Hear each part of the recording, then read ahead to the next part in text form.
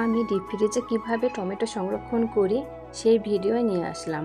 বাজার থেকে টমেটো কিনে এনে ভালোভাবে পরিষ্কার পানিতে ধুয়ে কেটে নেব। এরপর টমেটোর পিসগুলোকে 4-5 ঘন্টার জন্য ডিপ ফ্রিজে রেখে দেব। এতে করে টমেটোগুলো শক্ত হয়ে যাবে আর একটা আরেকটার সঙ্গে লাগবে না। এখন 4-5 ঘন্টা পরের ভিডিও আমি আবার দেখাচ্ছি। দেখুন টমেটোগুলো এখন কতটা শক্ত হয়ে গেছে।